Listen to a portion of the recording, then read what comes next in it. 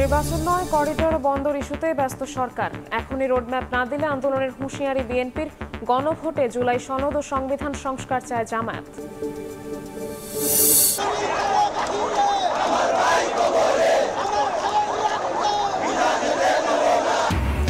সাম্য হত্যার বিচার দাবিতে শাহবাগ মোড় অবরোধ করে বিক্ষোভ। উপাচার্য প্রক্টরের পদত্যাগ দাবি ছাত্রদলের। যথাযথ ব্যবস্থা না নিলে যমুনা ঘেরাওয়ের হুঁশিয়ারি। লক্কর-ঝক্কর বাসের দখলে রাজধানীর সড়ক। সরকার সময় বেঁধে দিলেও আসেনি পরিবর্তন। মালিক ও শ্রমিক সংগঠনগুলোকে দুষছেন পরিকল্পনাবিদ। অভিযানের কথা জানালো বিআরটিএ। সচল করা হয়েছে ওয়্যারহাউস স্ক্যানার মেশিন। ভারতকে এড়িয়ে এয়ার ট্রান্সশিপমেন্টের জন্য প্রস্তুত চট্টগ্রাম বিমানবন্দর। সরকারের অনুমতির অপেক্ষা। এবং ৩.৫ লাখে আটকা ব্যক্তি শ্রেণীর করমুক্ত আয়সীমা। উচ্চ মূল্যস্ফীতি বিবেচনায় বাড়ানোর দাবি ইতিবাচক আভাস অর্থ মন্ত্রণালয় ও এনবিআরের।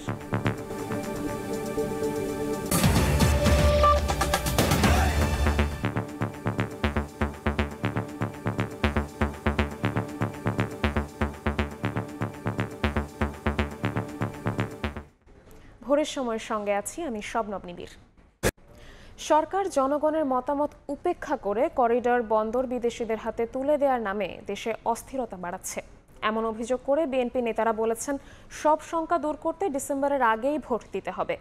কাউকে সুবিধা দিতে নির্বাচন বিলম্ব করা হচ্ছে এমন অভিযোগ করে দ্রুত রোডম্যাপ না দিলে আন্দোলনের হুঁশিয়ারি নেতাদের। নির্বাচনে দ্রুত রোডম্যাপ ঘোষণার দাবিতে রোববার জাতীয় প্রেস ক্লাবে আলোচনা সভায় যোগ দেন বিএনপি চেয়ারপারসনের উপদেষ্টা জয়নুল আবেদিন ফারুক। অভিযোগ করেন, কারো ইশারায় কোনো একটি গোষ্ঠীর হাতকে শক্তিশালী করতে নির্বাচন বিলম্বিত করছে সরকার। দ্রুত ভোটের তারিখ না দিলে আন্দোলনের হুঁশিয়ারি তার। একটা জিনিস স্পষ্ট হয়ে গেল, এই দেশে ৯ মাস পরীক্ষায় উত্তীর্ণ হতে পারেন না এই সরকার। আপনাকে এক্ষুনি এই মুহূর্তেই এই সময়ের মধ্যেই আপনাকে নির্বাচনের তফসিল ঘোষণা করতে হবে। আমরা চুপ করে থাকবো না, কারণ নির্বাচনের জন্য আমরা মাঠে নামবই যদি সময়। এদিকে রাজধানীর গুলশানে বিএনপির স্থায়ী কমিটির সদস্য আমির খসরু মাহমুদ চৌধুরী বলেন, অন্তর্বর্তী সরকার নির্বাচন ছাড়া সবকিছুই করছে।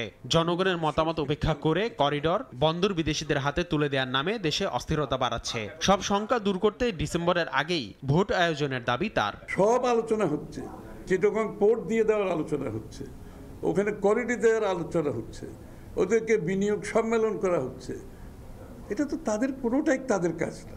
এটা একটা ট্রানজিশন গভর্নমেন্ট। তাদের যেটা করা দরকার ইমিডিয়েটলি নির্বাচনী রোডম্যাপ দিয়ে সেদিকে যাওয়া। সেটা বাদে সবকিছু করতেছে, তো সবকিছুর দায়িত্ব তাদেরকে কে দিল? সরকার দিন দিন আস্থা হারাচ্ছে উল্লেখ করে আমির খসরু বলেন, এটা দুর্ভাগ্যজনক। অস্থিরতা বাড়তে থাকবে। আসিফ মোহাম্মদ সিয়াম, সময় সংবাদ, ঢাকা। নির্বাচনের সুস্পষ্ট টাইমলাইনের অভাবে অস্থিরতায় ভুগছে বিভিন্ন রাজনৈতিক দল। জাতীয় ঐকমত্য কমিশনের সঙ্গে বৈঠকে এই মন্তব্য করেছেন জামায়াত নেতারা। জুলাই সনদ ও সংবিধান সংস্কারে গণভোটের দাবি দলটির। তত্ত্বাবধায়ক সরকারের অধীনে সব নির্বাচন আয়োজনের প্রস্তাব জামায়াতের। আর কমিশনের সহসভাপতি বলেছেন, ঐকমত্য প্রতিষ্ঠায় এগিয়ে আসতে হবে সব দল ও শক্তিকে। সংস্কার ইস্যুতে ঐকমত্য তৈরির লক্ষ্যে 5টি সংস্কার কমিশনের গুরুত্বপূর্ণ 166টি সুপারিশ নিয়ে রোববার দ্বিতীয় দফায় জামায়াত ইসলামের সঙ্গে আলোচনায় বসে জাতীয় ঐকমত্য কমিশন। জাতীয় সংসদের এলডি হলে এ বৈঠকে দলটির নায়েবে আমির সৈয়দ আবদুল্লাহ মোহাম্মদ তাহেরের নেতৃত্বে 11 সদস্যের প্রতিনিধি দল অংশ নেন। আলোচনা শেষে জামায়াতের নায়েবে আমির বলেন, গণভোটের মাধ্যমে জুলাই সনদ ও সংবিধান সংস্কারের পক্ষে তারা। 166টি প্রস্তাবের মধ্যে 120টির বেশি প্রস্তাবে একমত পোষণ করেছে দল। তত্ত্বাবধায়ক সরকারের অধীনে নির্বাচন দাবি তাদের। আমরা গণভোট চাই। গণভোটের মাধ্যমে আমাদের জুলাই চার্টার হোক, ন্যাশনাল চার্টার হোক, এবং চার্টারের বাইরেও যদি কোনো ইম্পর্টেন্ট ইস্যু থাকে সেটাকে ইনক্লুড করে বাংলাদেশ জামায়াত ইসলামী গণভোট চায়। কেয়ারটেকার সরকারের অধীনে both national election and local government election হইতে হবে। এর আগে সকালে জামাতের এই নেতা বলেন, নির্বাচনের সুস্পষ্ট টাইমলাইনের অভাবে বিভিন্ন রাজনৈতিক দল অস্থিরতায় ভুগছে। খুবই সুস্পষ্ট একটি টাইমলাইন না থাকার কারণে রাজনৈতিক দলগুলোর ভিতরেও নানা রকম অস্থিরতা কাজ করছে। সূচনা বক্তব্যে ঐকমত্য কমিশনের সহসভাপতি বলেন, ঐকমত্য প্রতিষ্ঠায় রাজনৈতিক দল, সিভিল সোসাইটি সহ সব শক্তিকে এগিয়ে আসতে হবে। জাতীয় ঐকমত্য কমিশন চেষ্টা করছে যত দ্রুততার সঙ্গে সম্ভব আমরা একটি জাতীয় সনদের দিকে অগ্রসর হতে চাই। এটা কেবলমাত্র জাতীয় ঐকমত্য কমিশনের বিষয় নয়। জাতীয় ঐকমত্য প্রতিষ্ঠা আসলে রাজনৈতিক দলগুলো, সিভিল সোসাইটি এবং অন্যান্য রাজনৈতিক শক্তিগুলো, সামাজিক শক্তিগুলোর দায়িত্ব। এর আগে ২৬ এপ্রিল জামাতের সঙ্গে প্রথম দফায় আলোচনা হয় ঐকমত্য কমিশনের। মনির হোসাইন, সময় সংবাদ, ঢাকা। জুলাই মাসেই তৈরি হবে জুলাই সনদ, এমন লক্ষ্য নিয়েই রাজনৈতিক দলগুলোর সঙ্গে চলতি মাসের শেষ দিকে দ্বিতীয় দফায় আলোচনা শুরু করবে ঐকমত্য কমিশন, যেখানে মুখোমুখি অবস্থানে থাকা বিষয় হবে চূড়ান্ত সিদ্ধান্ত। কমিশনের সহসভাপতি আলী রিয়াজ বলেছেন, সংস্কার নিয়ে মৌলিক কিছু বিষয় ভিন্নমত থাকায় আলোচনা দীর্ঘ হচ্ছে। বিস্তারিত হাসান ওয়ালির প্রতিবেদনে। ২৪ উত্তাল জুলাইয়ে স্বৈরাচার শেখ হাসিনা সরকারের পতনের পর থেকেই দাবি ওঠে পুরো রাষ্ট্র কাঠামোই আমূল সংস্কারের। তারই প্রেক্ষিতে সংস্কারের লক্ষ্যে ২ ধাপে ১১টি কমিশন গঠন করে অন্তর্বর্তী সরকার। কমিশনগুলোর সুপারিশ নিয়ে জাতীয় ঐকমত্য গঠনের লক্ষ্যে প্রধান উপদেষ্টা ডক্টর মোহাম্মদ ইউনূসের নেতৃত্বে গত ১৫ ফেব্রুয়ারি জাতীয় ঐকমত্য কমিশনের কার্যক্রম শুরু হয়। রাজনৈতিক দলগুলোর কাছ থেকে লিখিত মতামত নেওয়ার পর গত ২০ মার্চ থেকে এখন পর্যন্ত ৩০টির বেশি দলের সাথে বসেছেন কমিশনের সদস্যরা। ৫ সংস্কার কমিশন নিয়ে আলোচনা চললেও সংবিধান নিয়েই হচ্ছে দীর্ঘ যুক্তিতর্ক। এর মধ্যে সংবিধানের মূলনীতি, প্রধানমন্ত্রীর ক্ষমতার ভারসাম্য এবং মেয়াদ, এক ব্যক্তির একাধিক দায়িত্ব পালন, গণপরিষদ নির্বাচন ও সাংবিধানিক কাউন্সিল গঠনের মতো বিষয়গুলোতে রয়েছে রাজনৈতিক দলগুলোর বিপরীতমুখী অবস্থান। অন্যদিকে দ্বিকক্ষ বিশিষ্ট সংসদ, নারী আসন বৃদ্ধির বিষয়গুলোতে নীতিগতভাবে দলগুলো একমত হলেও বাস্তবায়নের প্রক্রিয়া নিয়ে রয়েছে ভিন্ন মত। জন আকাঙ্ক্ষা বাস্তবায়নে রাজনৈতিক দলগুলোর আন্তরিকতায় আশা দেখছেন কমিশনের সহসভাপতি। ভিন্ন মতের বিষয় নিয়ে মে মাসের শেষ নাগাদ শুরু হবে দ্বিতীয় দফার আলোচনা। 15ই মার্চ আমরা আলোচনাগুলো শুরু করেছি। তার আগে বিভিন্ন দল তাদের বক্তব্য দিয়েছে সুপারিশগুলোর ব্যাপারে। তো বসার আগে তো মনে হচ্ছিল অনেক বিষয়ে ঐকমত্য নাই, সবাই সব রকম কথা বলে, কোথায় ঐকমত্য দেখেন। এখন তো আমরা দেখছি অনেক বিষয়ে একমত আছে। অনেক দলই যখন টেবিলে আসছেন তখন যে অবস্থায় আছেন সেখান থেকে যাবার সময় কিন্তু অনেক ক্ষেত্রে পরিবর্তন ঘটছে। অনেক রাজনৈতিক দল সংস্কার কার্যক্রমের গতি নিয়ে প্রশ্ন তুলেছেন। তবে আলী রিয়াজ বলছেন, বিচার বিভাগ সহ বেশ কিছু জায়গায় এরই মধ্যে প্রস্তাবনা বাস্তবায়ন শুরু হয়েছে। জুলাই মাসে জুলাই সনদ করার পরিকল্পনা ঐকমত্য কমিশনের। আমরা যদি জুলাই মাসের মধ্যে শেষ করতে পারি তাহলে একটা জুলাই সনদ তৈরি করা যায়। এসেনশিয়ালি একটা বিচারক নিয়োগের একটা আইনগত পদ্ধতি তৈরি করা, সেটা হয়েছে। তাহলে এটা হয়েছে। আবার যেমন ধরুন কিছু কিছু সিআরপিসিতে কিছু কিছু পরিবর্তন ঘটেছে, সেগুলি অধ্যাদেশ দিয়ে করা হয়েছে। রাষ্ট্রবিজ্ঞানের অধ্যাপক সাব্বির আহমেদ মনে করেন, আধিপত্য নষ্ট হয় এমন সংস্কার রাজনৈতিক দলগুলো চায় না। ফলে ঐকমত্য তৈরিতে বেগ পেতে হচ্ছে কমিশনকে। প্রত্যেকের মোটিভেশন হলো দলের স্বার্থ, জাতীয় স্বার্থ। এখন পর্যন্ত আমার কাছে মনে হয়নি যে জাতীয় স্বার্থে কোনো রাজনৈতিক দল তার দলের সীমাবদ্ধতার উপরে উঠতে পারছে। এখনও মনে হচ্ছে না যে বাংলাদেশের রাজনৈতিক দলগুলো ওই জায়গাতে যতটুকু সম্মত হয়, কনসেনসাস আসে, ওইটুকু করাই বেটার। ঐকমত্যের মধ্য দিয়ে হওয়া জুলাই সনদে স্বাক্ষর করার কথা রয়েছে সকল রাজনৈতিক দলের, যা বাস্তবায়ন করবে অন্তর্বর্তী সরকার এবং পরবর্তী নির্বাচিত সরকার।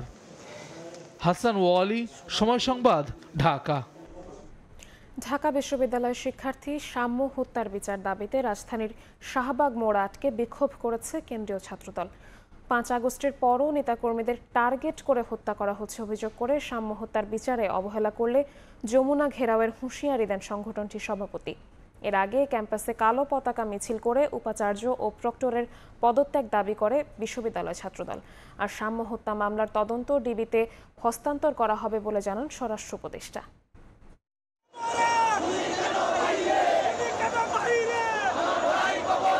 ঢাকা বিশ্ববিদ্যালয়ের শিক্ষার্থী শাহরিয়ার আলম সাম্য হত্যার বিচারের দাবিতে স্লোগানে স্লোগানে প্রকম্পিত শাহবাগ।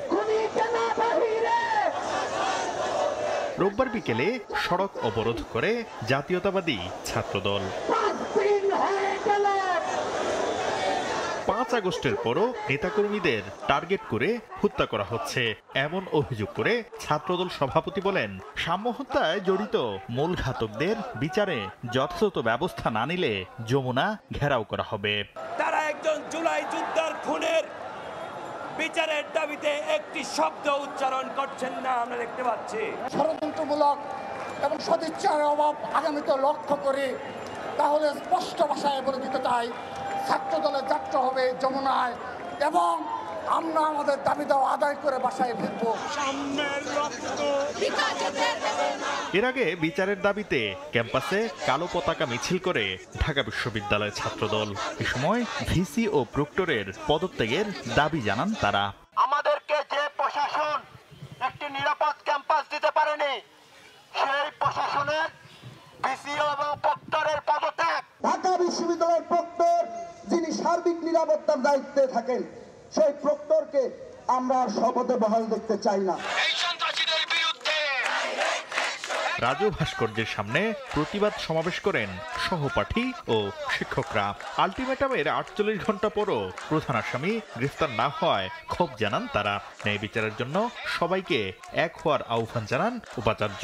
আমার ভাই মারা গেছে, আমরা ভাইকে ফিরে পাবো না, কিন্তু আমরা এটাও নিশ্চিত চাই যে খুনি যাতে তার সর্বোচ্চ শাস্তি নিশ্চিত হয়। আমরা চাই ঢাকা বিশ্ববিদ্যালয় অভয়ারণ্য না হোক, প্রশাসনের টনক নড়ুক, সমস্ত রাজনৈতিক দলাদলির ঊর্ধ্বে উঠে এটি ন্যায় বিচারের স্বার্থে আমাদের ঐক্যবদ্ধ সংহতি প্রয়োজন। পরে মিছিল নিয়ে শাহবাগ থানার সামনে অবস্থান কর্মসূচি পালন করেন আইইআর এর শিক্ষক ও শিক্ষার্থীরা। যেভাবে জাতীয়তাবাদী শক্তিকে এদিকে অপরাজেয় বাংলার পাদদেশে সাম্য হত্যার বিচারের দাবিতে মানববন্ধন করে জাতীয়তাবাদী শিক্ষকদের সংগঠন সাদা দল। ঢাকা বিশ্ববিদ্যালয়ের ক্যাম্পাসের পরিবেশকে নিরাপদ করতে হবে। আমরা 48 ঘন্টার আলটিমেটাম দিচ্ছি। সাম্য হত্যার যদি প্রকৃত খুনিকে বাইর করা না হয়, আমরা আরো বৃহত্তর আন্দোলনে যাব। রোববার বিকেলে স্বরাষ্ট্র উপদেষ্টার সঙ্গে বৈঠক করেন বিশ্ববিদ্যালয়ের শিক্ষক, শিক্ষার্থী ও উপাচার্য। স্বরাষ্ট্র উপদেষ্টা আমাদেরকে আশ্বস্ত করেছে যে ডিবিতে ডিটেকটিভ ব্রাঞ্চে হচ্ছে ইনভেস্টিগেশনটা ট্রান্সফার করা হবে। এর পাশাপাশি ল মিনিস্ট্রি থেকে জানানো হয়েছে যে এটা স্পেশাল ট্রাইব্যুনালের মাধ্যমে এটার বিচার ব্যবস্থা করা হবে। সাম্য হত্যায় জড়িতদের বিচার দ্রুত নিশ্চিত না করা হলে কঠোর কর্মসূচি দেওয়ার হুঁশিয়ারি দেন শিক্ষক, শিক্ষার্থীরা। শাকির আহমেদ, সময় সংবাদ, ঢাকা। ইশরাক হোসেনকে ঢাকা দক্ষিণ সিটি কর্পোরেশনের মেয়রের দায়িত্ব বুঝিয়ে দেওয়ার দাবিতে রোববার চতুর্থ দিনের মতো বিক্ষোভ করেছেন সমর্থকরা। নগর ভবনের গেটে তালা ঝুলিয়ে দেন তারা, এতে বন্ধ হয়ে যায় সেবা কার্যক্রম। দাবি আদায়ের কাল নগর ভবনের সামনে ব্লকেট কর্মসূচির ডাক দিয়েছেন ইশরাক সমর্থকরা। দক্ষিণ সিটি কর্পোরেশনের নগর ভবনে ঝুলছে তালা, তাতে কি আর প্রয়োজন থেমে থাকে? জন্ম নিবন্ধনের প্রয়োজনীয় কাগজ নিয়ে 2 দিন ধরে ঘুরছেন আদনান মাসুম, তবে ব্যর্থ তার এই প্রচেষ্টা। আজকে শেষ ডেট ছিল, আজকেও বন্ধ, তখন বলতেছে যেদিন খুলবে ওই দিন গিয়া কাগজপত্র দিতে। মাসুমের মতো অনেকেই রোববার এসেছেন নগর ভবনে, কেউ হোল্ডিং ট্যাক্স দিতে, কেউ আবার ইজারার টাকা পরিশোধে। তবে সবার অবস্থা একই। গভর্নমেন্ট যেহেতু এগুলো দেখতেছে, তো অবশ্যই গভর্নমেন্ট তো না দেখে নাই কিছু, আর যেহেতু হাইকোর্ট থেকে একটা রায় হয়ে গেছে, এটা একটা বিহিত করে দেখ, তাহলে তো হয়ে যায়।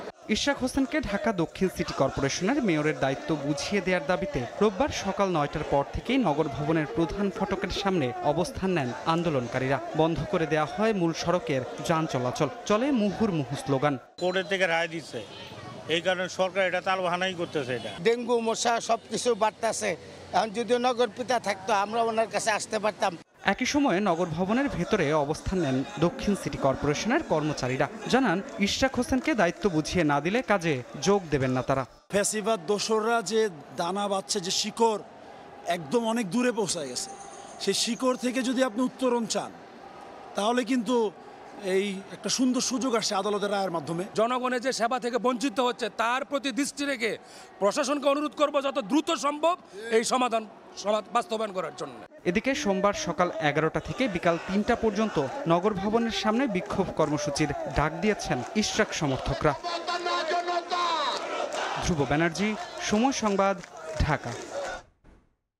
ঢাকা দক্ষিণ সিটি কর্পোরেশনের মেয়র পদে ইশরাক হোসেনের শপথ পাঠ করানো নিয়ে ধোঁয়াশা কাটেনি। এখনও চিঠি চালাচালির মধ্যে রয়েছে স্থানীয় সরকার ও আইন মন্ত্রণালয়। আদালতের রায়, নির্বাচন কমিশনের গেজেটের পরও স্থানীয় সরকার মন্ত্রণালয়ের শপথ না পড়িয়ে কালক্ষেপণ করাকে দুঃখজনক বলছেন আইনজীবীরা। 2020 সালের 1 ফেব্রুয়ারি ঢাকা দক্ষিণ সিটি কর্পোরেশন নির্বাচনে আওয়ামী লীগের প্রার্থী শেখ ফজলে নূর তাপসকে মেয়র ঘোষণা করা হয়। তবে চলতি বছরের 27 মার্চ নাটকীয় মোড় নেয় পরিস্থিতি। কারচুপির অভিযোগে বাতিল করা হয় আগের ফলাফল। ইশরাক হোসেনকে মেয়র ঘোষণা করেন আদালত। গেজেট প্রকাশ করে নির্বাচন কমিশন। আদালতের রায় ও গেজেটের পরও মেয়র হিসেবে ইশরাকের শপথ দিতে বাধা কোথায়? এর নেপথ্যে আইনি জটিলতা দেখছে সরকার। নিরসনে আইন মন্ত্রণালয়ের মতামত চেয়ে চিঠি দিয়েছে স্থানীয় সরকার বিভাগ। শপথ পাঠ করানোর আবেদন জানিয়ে সরকারকে চিঠি দিয়েছেন ইশরাকও। তারা একটি বিশেষ দলকে সুবিধা দেওয়ার জন্য তাদের পলিসি অনুযায়ী তারা কাজ করে চলেছে। আইনজীবীদের মতে শপথ পড়াতে বাধা না থাকলেও স্থানীয় সরকার মন্ত্রণালয়ের আইনি পরামর্শ চাওয়ার নেপথ্যে ভিন্ন উদ্দেশ্য থাকতে পারে। কোনো আদালতের রায়ের পরিপ্রেক্ষিতে তার একমাত্র অপশন থাকে সেই রায়ের বিরুদ্ধে আপনি আপিল করবেন কি করবেন না।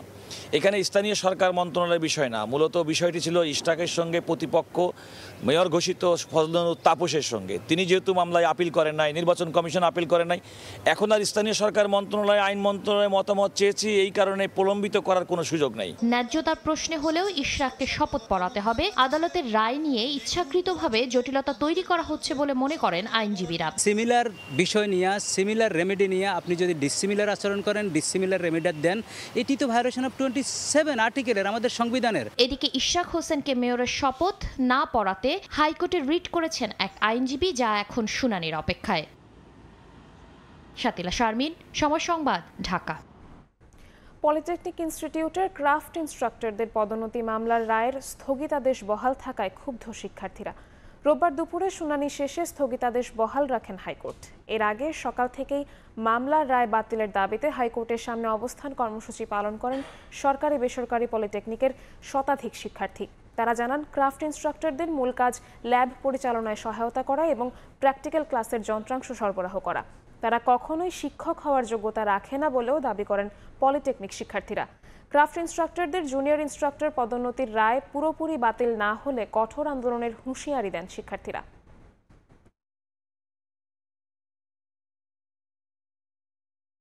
ক্রাফট ইনস্ট্রাক্টররা আমাদের সিস্টেমকে বারবার ধ্বংসের জন্য কাজ করে যাচ্ছে। তাদের স্থায়ী কোনো সমস্যা কিংবা সমস্যার সমাধান আমরা এ পর্যন্ত দেখতে পাইনি। তারা এই সেক্টরের শুধুমাত্র একটি পদের জন্য আজকে আমাদের শিক্ষকদের পদের নিয়োগও বন্ধ করে দিয়েছে। পূর্বে যে ফ্যাসিস্ট যারা নিয়োগপ্রাপ্ত হয়েছে তাদের ইন্ধনে এই সেক্টরকে ধ্বংসের উপায় তারা আবার করছে কিনা এই বিষয়ে সন্দেহ বারবার আমাদের মধ্যে জেগে ওঠে। ডিপ্লোমা সনদকে ডিগ্রি পাস কোর্স সমমান করার দাবিতে আবারও রাজপথে সারা দেশের নার্সিং শিক্ষার্থীরা।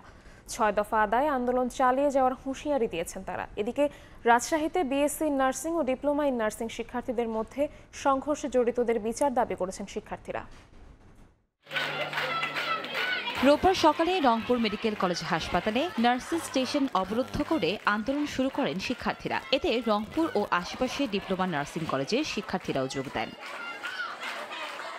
শিক্ষার্থীরা বলেন, এইচএসসি পাশের পর 3 বছর মেয়াদী ডিপ্লোমা নার্সিং কোর্স শেষে ইন্টার্নি ও লাইসেন্স পরীক্ষা সহ প্রায় 4 বছর লেগে যায়। এরপর পড়াশোনা শেষ হলে দেওয়া হয় এইচএসসি সমমান সার্টিফিকেট। তাই ডিপ্লোমা নার্সদের ডিগ্রি পাস কোর্স সমমান সার্টিফিকেট দেওয়ার দাবি জানান তারা। 3.5 বছর আমরা পড়াশোনা করার পর সবশেষ আমাদের রেজাল্ট কি, আমরা এইচএসসি সমমান সার্টিফিকেট পাই। রাজশাহী নার্সিং কলেজ প্রাঙ্গণে ঘণ্টাব্যাপী মানববন্ধনে অংশ নেন বিএসসি নার্সিং এর শিক্ষার্থীরা। সম্প্রতি বিএসসি ইন নার্সিং ও ডিপ্লোমা ইন নার্সিং এর শিক্ষার্থীদের মধ্যে সংঘর্ষে 10 জন আহত হয়। এই ঘটনায় জড়িতদের চাকরিচ্যুত ও আজীবন নিষিদ্ধ করার দাবি জানান শিক্ষার্থীরা। আমাদের বিরুদ্ধে যারা আন্দোলন করছে, যারা আমাদের উপর হামলা করছে, তাদেরকে অতি দ্রুত শাস্তির আওতায় আনতে হবে। আমাদের মারধর করছে, তাদের অতি দ্রুত এখান থেকে অপসারণ করতে হবে। বাইরে যারা ইন্ধন দিয়েছে তাদেরকে চাকরিচ্যুত করতে হবে, এখান থেকে অপসারণ করতে হবে।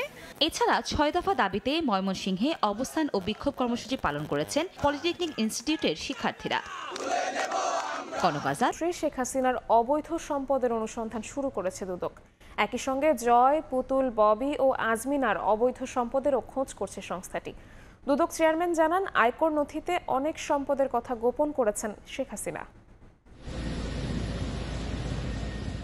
গণ অভ্যুত্থানে দেশ ছেড়ে পালানোর পর একে একে বের হয়ে আসছে শেখ হাসিনার দুর্নীতির ফিরিস্তি। পূর্বাঞ্চলে প্লট জালিয়াতি, বিমানবন্দর উন্নয়ন প্রকল্পে লুটপাট, রূপপুর সহ একাধিক প্রকল্পে দুর্নীতির নাম এসেছে ক্ষমতাচ্যুত প্রধানমন্ত্রীর।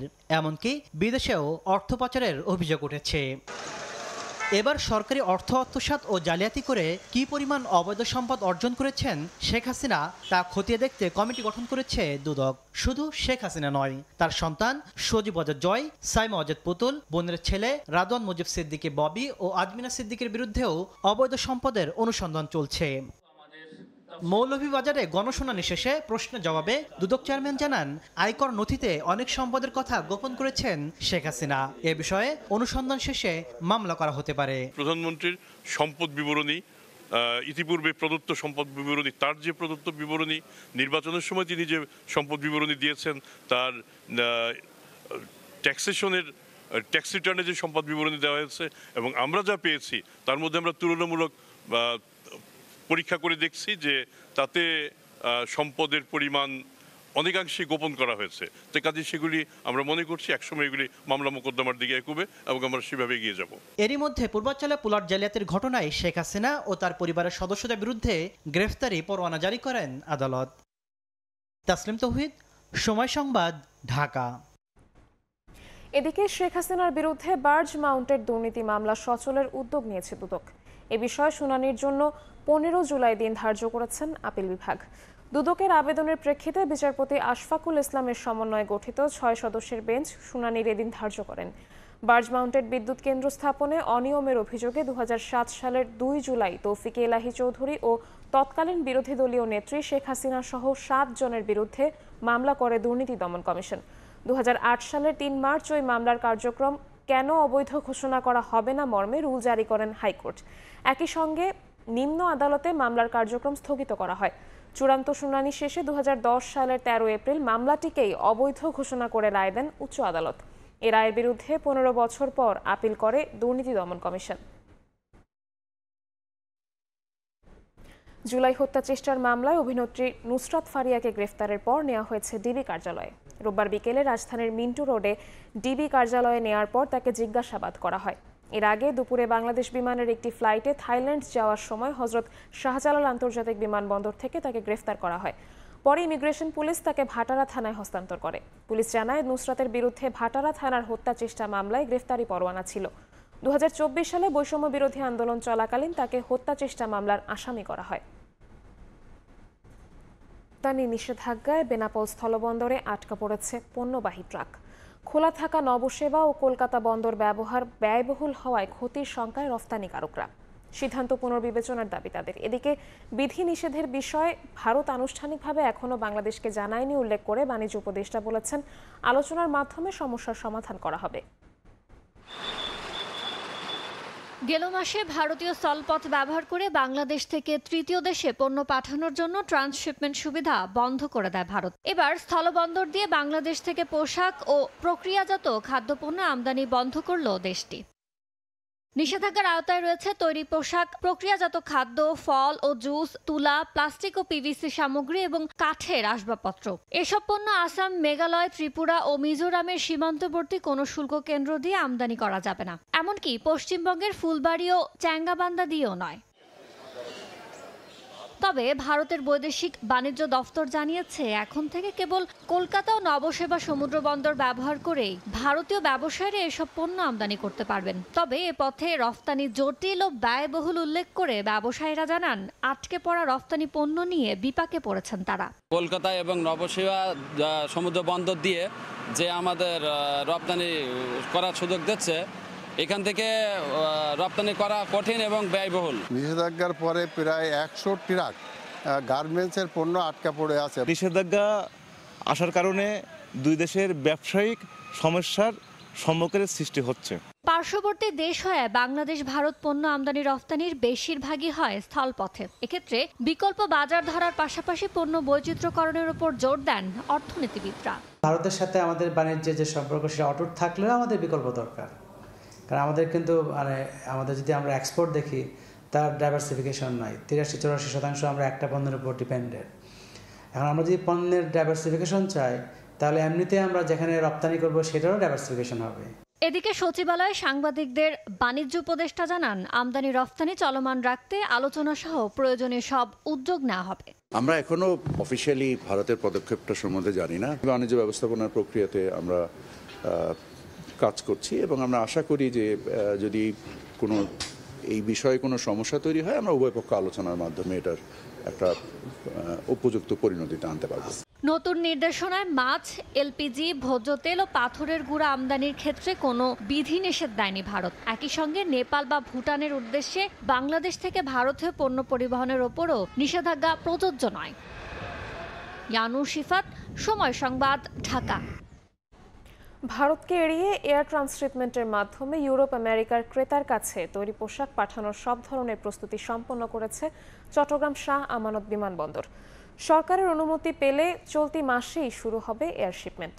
এজন্য 270 মেট্রিক টন ধারণ ক্ষমতার দুটি ওয়্যারহাউস যেমন প্রস্তুত করা হয়েছে, তেমনই সচল করা হয়েছে দুটি স্ক্যানার এবং ওয়েট মেশিন। শাখাউত টিপুর ক্যামেরায় বিস্তারিত জানাচ্ছেন কমল দে। চট্টগ্রাম শাহ আমানত বিমানবন্দরের কার্গো ভিলেজের দুটি স্ক্যানার মেশিনে এখন সচল। প্রতিনিয়ত কর্মকর্তারা সেগুলোর পরীক্ষা নিরীক্ষা চালিয়ে যাচ্ছেন।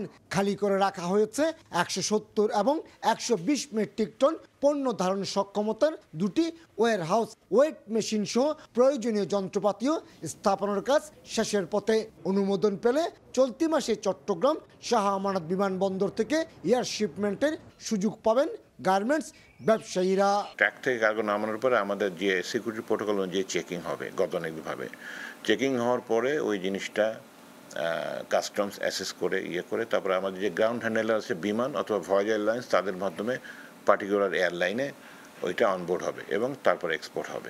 দুটি ইপিজেডের পাশাপাশি নগরীর বিভিন্ন স্থানে 400-র বেশি গার্মেন্টস কারখানা থাকলেও এয়ার শিপমেন্টের ক্ষেত্রে পিছিয়ে ছিল চট্টগ্রাম থেকে আসলে কার্গো এক্সপোর্ট করার জন্য কোনো চট্টগ্রাম বন্দরের কোনো ফ্যাসিলিটি ছিল না, যার ধরুন আমাদের যেগুলো এয়ার শিপমেন্ট করতে হয় সেটা আমরা ঢাকা পাঠাতে হয়। ঢাকাতে পাওয়ার পরে শিডিউল পাওয়াটা কষ্ট, ওয়্যার হাউসের ফ্যাসিলিটি কষ্ট ছিল, যার ধরুন আমাদের অনেক কষ্ট হতো। আমরা চাইব চট্টগ্রামে এয়ার শিপমেন্টের ব্যবস্থাটা হোক, যাতে আমরা সহজে এখান থেকে এয়ার শিপমেন্ট করতে পারি।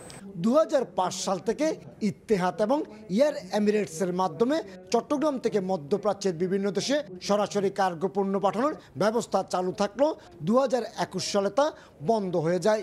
গত 4 বছর চট্টগ্রাম থেকে বিশেষায়িত কার্গো বিমান চলাচল বন্ধ থাকলেও যাত্রীবাহী বিমানে করে পণ্য পাঠানোর সুযোগ নিয়েছেন ব্যবসায়ীরা। তবে এবার শাহ আমানত বিমানবন্দর থেকে এয়ার শিপমেন্ট চালু করতে 3টি ভাগে চলছে সংস্কার কাজ। এর মধ্যে কাস্টমও বিমানবন্দরে কার্গো শাখায় স্থায়ীভাবে কর্মচারীকে দায়িত্ব দিতে যাচ্ছে। আমাদের তো প্রস্তুতি 3টা অংশ। একটা হচ্ছে আমাদের ওয়্যার হাউস ক্যাপাসিটি। তো আমাদের existing warehouse capacity 270 ton. 270 ton দিয়ে এই মুহূর্তে আমরা উইকলি 2টা ওয়াইড বডি কার্গো ফ্লাইট আমরা হ্যান্ডেল করতে সক্ষম। চলতি বছরের প্রথম 3 মাসে 7,32,000 কেজি এবং 2024 সালে 43,12,000 কেজি কার্গো পণ্য পাঠিয়ে 3,14 লাখ টাকা আয় করেছে চট্টগ্রাম শাহ আমানত বিমানবন্দর। ভারত ট্রান্সশিপমেন্ট বাতিল করলেও সংকটে পড়ছে না বাংলাদেশ। চট্টগ্রাম থেকে এয়ার শিপমেন্টের সব প্রস্তুতি সম্পন্ন করেছে শাহ আমানত বিমানবন্দর কর্তৃপক্ষ। বাড়ানো হয়েছে ওয়্যারহাউসের সক্ষমতা, আনা হয়েছে অত্যাধুনিক যন্ত্রপাতি, সচল করা হয়েছে স্ক্যানিং মেশিন। সরকারি নির্দেশনা পেলেই চলতি মাস থেকেই চট্টগ্রাম থেকে শুরু হবে ইউরোপ এবং আমেরিকায় এয়ার শিপমেন্টের মাধ্যমে গার্মেন্টস সামগ্রী প্রেরণ। চট্টগ্রাম শাহ আমানত বিমানবন্দর থেকে কমল দে, সময় সংবাদ। চট্টগ্রাম বন্দর বিদেশি কোম্পানিকে না দেওয়ার দাবিতে অবস্থান কর্মসূচি পালন করেছে চট্টগ্রাম সুরক্ষা কমিটি। রোববার সকাল থেকে চট্টগ্রামে বন্দর ও কাস্টমসের সামনে চলে এই কর্মসূচি। এ সময় বক্তারা বলেন, দেশের হৃৎপিণ্ড চট্টগ্রাম বন্দর, গুরুত্বপূর্ণ new mooring container terminal NCT বিদেশিদের হাতে না দেওয়ার দাবি তুলে ধরেন বক্তারা। বলেন, বন্দরের আধুনিকায়ন সবাই চায়, তবে নিরাপত্তা ঝুঁকি যেন তৈরি না হয় সেদিকে খেয়াল রাখতে হবে। বিদেশিদের হাতে বন্দর দেয়া হলে হুমকির মুখে পড়বে দেশের সার্বভৌমত্ব। অর্থ উপদেষ্টা আলোচনার জন্য বৈঠকে বসার আহ্বান জানালেও সরকারের পক্ষ থেকে আনুষ্ঠানিক প্রস্তাব না পাওয়ায় সোমবারও কলম বিরতির ঘোষণা দিয়েছেন এনবিআর এর কর্মকর্তা কর্মচারীরা। এনবিআর আলাদা করে অধ্যাদেশ জারির প্রতিবাদে সকাল 9টা থেকে বিকাল 3টা পর্যন্ত এই কর্মসূচি পালন করা হবে। বিকেলে আগারগাঁওয়ের প্রধান কার্যালয় সহ দেশের আঞ্চলিক দফতরগুলোতে একযোগে কলম বিরতি পালন শেষে এই কথা জানায় এনবিআর সংস্কার ঐক্য পরিষদ। কলম বিরতির আওতামুক্ত থাকবে আন্তর্জাতিক যাত্রী সেবা, রফতানি কার্যক্রম ও জাতীয় বাজেট প্রণয়ন কর্মসূচি। এনবিআরে গত 45 বছর ধরে ফুল টাইম চেয়ারম্যান না থাকায় কার্যক্রম মারাত্মক ব্যাহত হচ্ছে বলে অভিযোগ করেন তারা। নতুন অর্থ বছরে উন্নয়ন কাজে 2,30,000 কোটি টাকা খরচ করবে সরকার।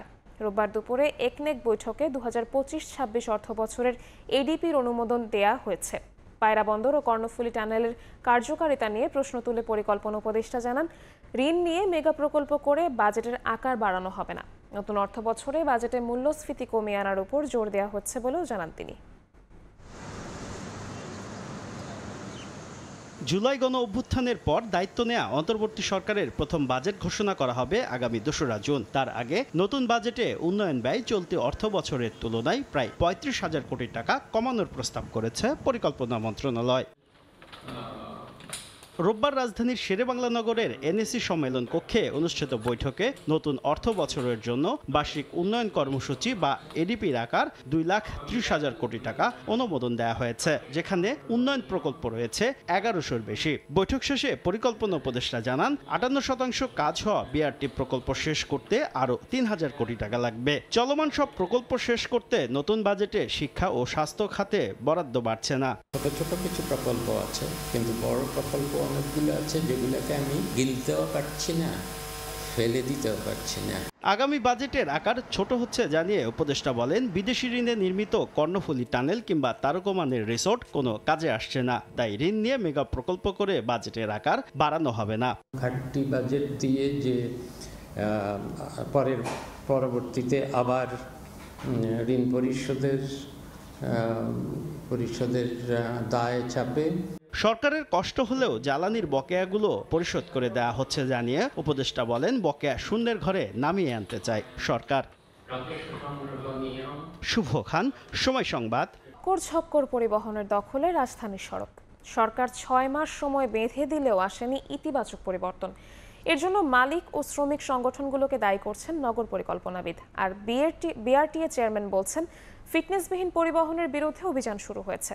দিন মোহাম্মদ সাবিরের রিপোর্ট, ছবি তুলেছেন শামসুল আরেফিন প্রিন্স।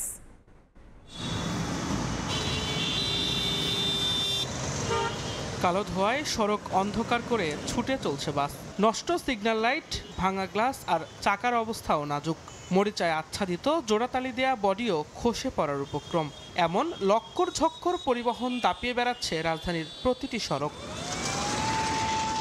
অথচ রাজধানীতে চলতি মাস থেকে গণপরিবহনের এমন চিত্র আর দেখার কথা ছিল না। গেল বছরের অক্টোবরে 6 মাস সময় বেঁধে দিয়ে ফিটনেসবিহীন এসব যানবাহন বন্ধের ঘোষণা দেয় সরকার। বাস্তবতা হলো, সরকারি ঘোষণা তোয়াক্কা না করেই সড়ক দাপিয়ে বেড়াচ্ছে ফিটনেসবিহীন গণপরিবহন। সেবার মানেও কোনো পরিবর্তন না আসার অভিযোগ যাত্রীদের। বেশিরভাগ আছে গ্লাস ভাঙা থাকে, বৃষ্টির কারণে মনে করেন মানুষ বসতে পারে না। অনেক সময় তাদের ফ্যান নষ্ট থাকে, মানে অনেক কষ্ট হয় আর কি। অনেক সময় লাইটও অফ থাকে গাড়ির। বাসের যে বডি ফিটনেস এগুলার নামকরণে আছে, কিন্তু কাজে আমার মনে হয় না কিছু আছে বলি। এদিকে কোনো রকম জোড়াতালি আর নামমাত্র রং দিয়ে দায় এড়ানোর চেষ্টা করছেন বাস মালিকদের কেউ কেউ। ওয়ার্কশপে কর্মরত শ্রমিক জানান, এতে দৃশ্যত পরিবর্তন হলেও কার্যত কোনো সমাধান হয় না। পট্টিগুলো দেখছেন, এই পট্টিগুলো দিয়ে এরকম কাজ হয়, নতুন করে কোনো সার্ভিসিং নেই, যা আছে অমনি ভাঙ্গাচোরা রয়েছে। এই জোড়াতালি তো ছুটে যাবে। ফিটনেসবিহীন গাড়ির অবস্থা যেমনই হোক, তা নিয়ে যেন কোনো মাথা ব্যথা নেই মালিকদের। কাগজে কলমে বৈধতা আছে জানিয়ে দায় সারছেন মালিক সমিতির নেতা।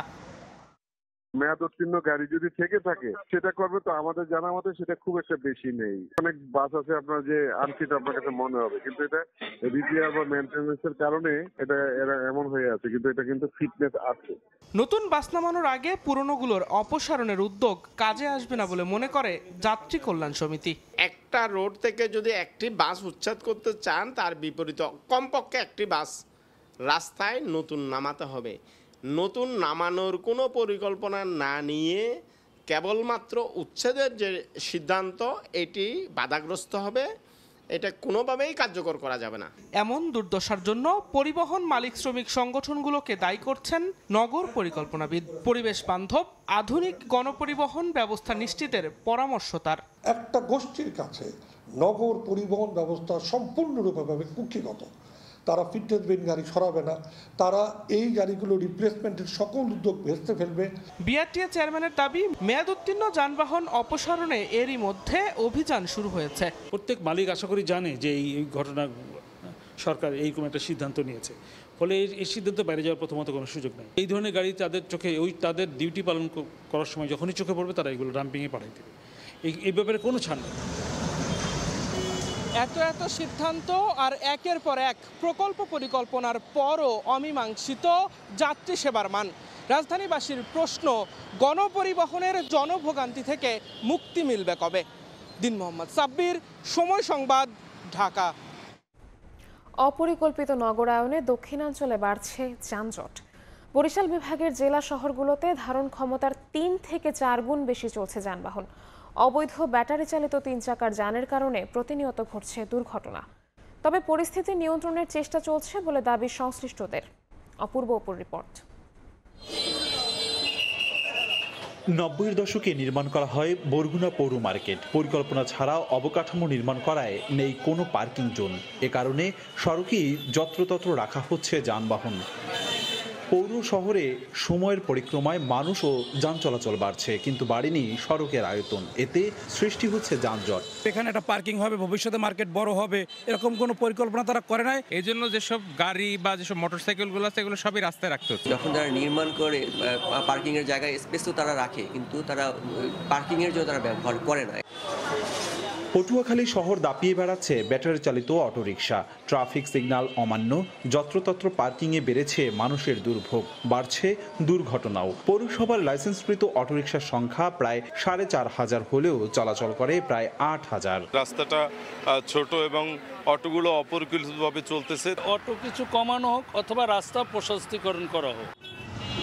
বিভাগীয় শহর বরিশালের চিত্রও একই। মাস্টার প্ল্যানের তোয়াক্কা না করে নগরায়নের অভিযোগ দীর্ঘদিনের। মানুষ বাড়লেও রাস্তাঘাট আগের মতোই সরু। ধারণ ক্ষমতার 4 গুণ বেশি চলে যানবাহন। যানজটে ক্ষুব্ধ চলাচলকারীরা। লাইসেন্সবিহীন অবস্থায় এই রকমের অটোরিকশা, তারপরে রিক্সা এগুলো চলতেছে। এরা নিয়মতান্ত্রিকভাবে চালায় না, হুটহাট ডানে বামে ব্রেক করে ফেলে, যার কারণে মাঝে মধ্যে দুর্ঘটনার শিকার হতে হয় আমাদের। তবে পরিস্থিতি নিয়ন্ত্রণের চেষ্টা চলছে বলে জানায় পুলিশ।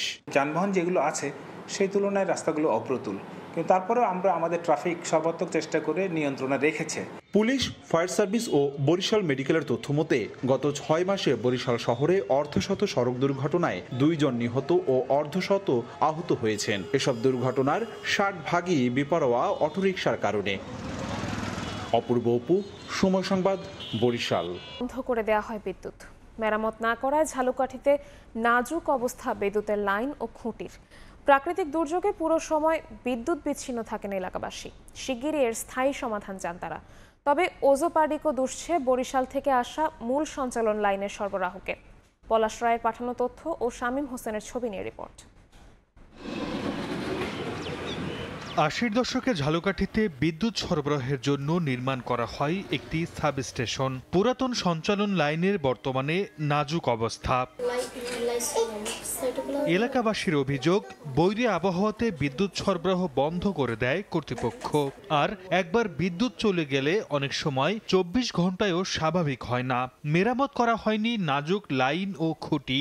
এমনকি প্রাকৃতিক দুর্যোগে পুরো সময় বিদ্যুৎ বিচ্ছিন্ন থাকেন তারা। শিগগিরই এর স্থায়ী সমাধান চান গ্রাহকরা। যদি আকাশে মেঘ দেখে তাইলে ঝালকাঠির বিদ্যুৎ চলে যায়। আগে বন্যার মধ্যেও কারেন্ট চলছে, আর এখন বাতাস হইলেই কারেন্ট থাকে না। খাম্বাগুলা গোড়া দিয়ে পৌঁছে গেছে, যে কোনো সময় মানে ভেঙে পড়তে পারে। যদি একটু বাতাস হয়, বাতাস হইলেই বিদ্যুৎ লই যায়। 3-4 ঘন্টা কোনো খবর নাই, এই পক্ষে জায়গায় গাছ পড়ছে, ওদের খাম্বা পড়ছে। তবে বিদ্যুৎ সরবরাহকারী প্রতিষ্ঠান ওজোপার্ডিকো দুষছে বরিশাল থেকে আসা মূল সঞ্চালন লাইনের সরবরাহকে। পাশাপাশি জনবল সংকটেরও দাবি সংশ্লিষ্ট কর্মকর্তার। গ্রিড দ্রুত বেশি হওয়ার কারণে বিদ্যুৎ বিচ্যুতিটা অনেক সময় হয়। গ্রিড উপকেন্দ্রের কাজ যদি হয়, বর্তমান যে অবস্থা দেখতেছেন এর চেয়ে 10 টাইমস এটার ডেভেলপমেন্ট হবে। ঝালকাঠির অজুপাটিকোর আওতায় 25,000 গ্রাহক রয়েছে। এর অধীনে 9টি ফিডারে জেলা শহর ও আশপাশের বিদ্যুতের চাহিদা রয়েছে 11 মেগাওয়াট। সময় সংবাদ। 6 ধরনের পণ্য আমদানিতে ভারত সরকারের নিষেধাজ্ঞায় কমেছে বাংলাদেশি পণ্যের রফতানি। গতকাল সবশেষ ভারতে রফতানির পরিমাণ ছিল 108 ট্রাক বিভিন্ন ধরনের পণ্য, তবে নিষেধাজ্ঞার আগের দিন রফতানি হয়েছিল 228 ট্রাক। বিস্তারিত জানাতে এই মুহূর্তে বন্দরে আছেন সহকর্মী আজিজুল হক, সরাসরি যাচ্ছি তার কাছে।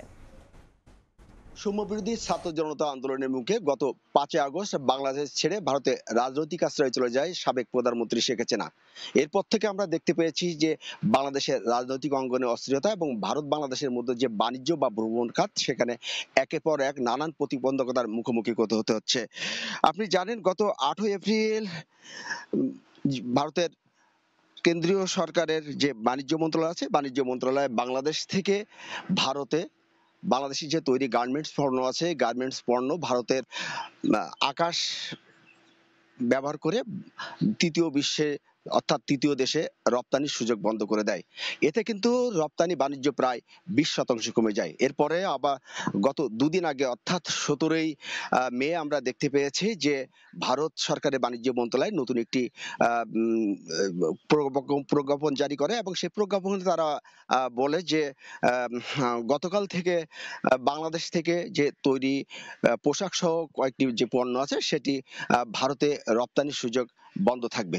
তাদের এই নিষেধাজ্ঞার পরে কিন্তু আমরা দেখতে পেয়েছি যে বেনাপোল বন্দর দিয়ে ভারতের সাথে যে রপ্তানি বাণিজ্য, সে রপ্তানি বাণিজ্যে কিন্তু বড় একটি প্রতিবন্ধকতা সৃষ্টি হয়েছে।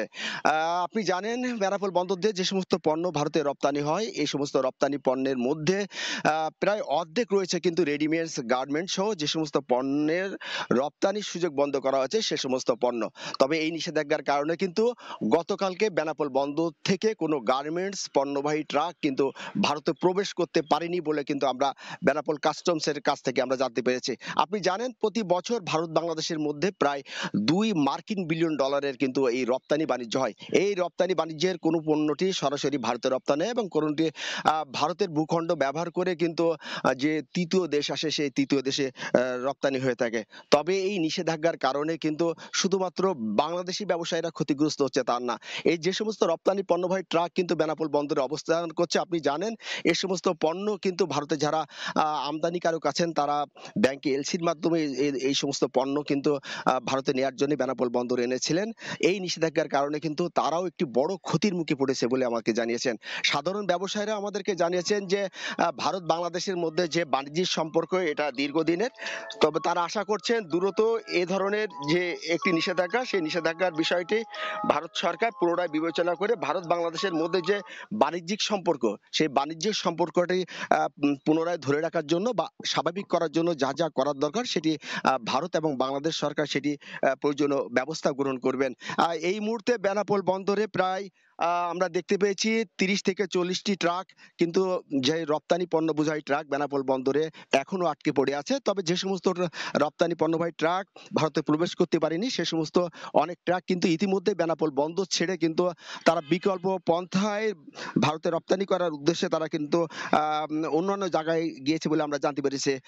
আপনি জানেন যে স্থলপথে এই রপ্তানির সুযোগ বন্ধ থাকলেও কিন্তু নবসেবা এবং যে কলকাতা বন্দর সেই বন্দর দিয়ে কিন্তু রপ্তানির সুযোগ রাখা হয়েছে। তবে এই দুই বন্দর দিয়ে যোগাযোগ ব্যবস্থা কঠিন এবং ব্যয়বহুল হওয়ায় কিন্তু রপ্তানি সম্ভব হচ্ছে না। তো এই ছিল বেনাপোল স্থল বন্দর থেকে রপ্তানি বাণিজ্যে যে প্রতিবন্ধকতা সৃষ্টি হয়েছে তার সর্বশেষ। পরিচর্যায় ব্যস্ত পিরোজপুরের খামারিরা। আর কয়েকদিন পরেই কোরবানির পশুর হাটে বিক্রির জন্য নেওয়া হবে প্রাণীগুলোকে। খামারিরা বলছেন গোখাদ্যের মূল্য বৃদ্ধির কারণে বেড়েছে লালন পালনের খরচ। প্রাণী সম্পদ বিভাগ বলছে জেলায় পশু লালন পালনে ক্ষতিকারক হরমোন প্রয়োগ প্রায় বন্ধ হয়েছে। জিয়াউল হকের পাঠানো তথ্য ও ছবিনের রিপোর্ট। প্রখর রোদের তাপ থেকে বাঁচতে ও পরিচ্ছন্নতায় মোটরের পানি দিয়ে গোসল করানো হচ্ছে গবাদি পশুর। ঈদুল আজহা উপলক্ষে পিরোজপুরের পশু হৃষ্টপুষ্ট করছেন খামারিরা। আর কয়েকদিন পরই কোরবানির পশুর হাটে বিক্রির জন্য নেওয়া হবে প্রাণীগুলোকে। ছোট থেকে বড় সব আকারের পশু প্রস্তুত করা হচ্ছে। খামারিরা বলছেন, গোখাদ্যের মূল্য বৃদ্ধির কারণে বেড়েছে লালন পালনের খরচ। পশুর দাম কমে গেলে লোকসানের আশঙ্কা তাদের। এবার কোরবানির জন্য আমরা প্রস্তুত করছি 100 ষাঁড় গরু, তবে তারা এগুলো কোয়ালিটি 500 কেজি লাইভ ওয়েট 500 কেজির নিচে নাই। মেডিসিন খাওয়ার কোনো গরু নাই, শুধু আমাদের গম ভুসি, ধানের কুড়া, ডালের ছোলা, সয়াবিনের ছোলা এই, এবং আমাদের পাশে কাঁচা ঘাস আছে। মোটা তাজা করার জন্য কোনো ইনজেকশন দেওয়া হয় না, কোনো কেমিক্যাল খাওয়ানো হয় না। প্রাণী সম্পদ বিভাগ বলছে, জেলায় পশু লালন পালনে ক্ষতিকারক হরমোন প্রয়োগ প্রায় বন্ধ রয়েছে। তারপরও নিয়মিত মনিটরিং চলছে। জনস্বাস্থ্যের জন্য ক্ষতিকর এরকম হরমোন অথবা আমাদের স্টেরয়েড ব্যবহার আমরা সম্পূর্ণরূপে মোটামুটি নিবৃত্ত করতে পেরেছি বলে আমরা আশা করি। প্রাণী সম্পদ বিভাগের তথ্য মতে এবছর পিরোজপুরে কোরবানির জন্য চাহিদা রয়েছে 40,000 পশু। এর বিপরীতে প্রস্তুত করা হয়েছে 46,000। সময় সংবাদ, পিরোজপুর। ভোরের সময় এই ছিল আমার কাছে। পরবর্তী সংবাদগুলো জানাতে সঙ্গে থাকবেন সাদিক হাসান ইমন। ধন্যবাদ নিবিড়। পরবর্তী সংবাদগুলো নিয়ে ফিরছি কিছুক্ষণ পরই। 2 অর্থ বছর ধরে ব্যক্তি শ্রেণীর করমুক্ত আয়সীমা আটকে আছে 3.5 লাখ টাকায়। উচ্চ মূল্যস্ফীতি বিবেচনায় আসছে বাজেটে তা বাড়ানোর দাবি জানিয়েছেন করদাতা ও ব্যবসায়ীরা। করমুক্ত আয়সীমা বাড়ানোর পাশাপাশি করজাল বাড়ানোর পরামর্শ অর্থনীতিবিদদের। অর্থ মন্ত্রণালয় এবং এনবিআর থেকে মিলেছে বাড়ানোর আভাস। ফরহাদুর রহমানের রিপোর্ট। সর্বশেষ 2023-24 অর্থ বছরে বার্ষিক করমুক্ত আয়সীমা 3 লাখ টাকা থেকে বাড়িয়ে 3.5 লাখ টাকা করে সরকার। চলতি অর্থ বছরেও একই রাখা হয় এই সীমা। সেই হিসাবে ব্যক্তির মাসিক আয় 29,167 টাকা হলে গুনতে হয় 5% আয়কর। বর্তমান উচ্চ মূল্যস্ফীতির বাজারে করসীমা নিয়ে অসন্তোষ সাধারণ মানুষের। বাজেটে সীমা বাড়ানোর দাবি তাদের। খাওয়া, ঘর ভাড়া এগুলো সবকিছু অ্যাডজাস্ট মিলাইলে আপনার অবশিষ্ট কিছুই থাকে না, তাহলে ট্যাক্স দেবে কোথা থেকে? 3.5 লাখ টাকা করে যে এখন যে ট্যাক্স অ্যালাউন্সের পার্টটা, এটা মানে খুবই কম। এটা আমার মনে হয় আরও বাড়ানো উচিত। মানুষের আয়ের সাথে ব্যয়ের যে তুলনা, এই তুলনা করতে গেলে 5 লাখ টাকা যদি ঊর্ধ্বে করা হয়, তাহলে হয়তো মানুষের এক্সপেকটেশনের একটা প্রত্যাশা এটা আমরা করতে পারি আর কি। এনবিআরের তথ্য, বর্তমানে 1,11,00,000 শনাক্তকরণ নম্বর বা টিএনআইধারী আছেন। যদিও চলতি অর্থ বছরে এখন পর্যন্ত 40 লাখ করদাতা রিটার্ন দিয়েছেন। ব্যবসায়ীরা বলছেন, করমুক্ত আয়সীমা বাড়ানোর পাশাপাশি করজাল বাড়াতে সরকারকে উদ্যোগী হওয়া দরকার। অল্প সংখ্যক করদাতা যারা রেগুলার কর দেন, তাদের উপরে যদি করের বোঝা আরও বাড়ান, তাহলে যেটা হবে তাদের বিনিয়োগ সক্ষমতা কমে আসবে এবং অর্থনীতির যে সবচেয়ে গতিশীল যে অংশটা, তাকে আপনি দমিয়ে দিবেন। করদাতার সংখ্যা যদি এখন ধরেন 40 লাখ আছে, এটাকে যদি 1 কোটি করা যায় কিংবা 90 লাখও করা যায়, তাহলেও কিন্তু আপনার ট্যাক্স রেট না বাড়িয়েও কিন্তু সরকারের রাজস্ব আয় অনেকখানি বাড়বে। এদিকে এনবিআর ও অর্থ মন্ত্রণালয় সূত্র বলছে, আগামী বাজেটে ব্যক্তিশ্রেণীর করমুক্ত আয়সীমা 3.5 লাখ টাকা থেকে বাড়িয়ে করা হতে পারে 4.25 লাখ টাকা। দেশের অর্থনৈতিক পরিস্থিতি সামনে এনে করমুক্ত আয়সীমা বাড়িয়ে অন্তত 5 লাখ টাকা করার পরামর্শ এই অর্থনীতিবিদের।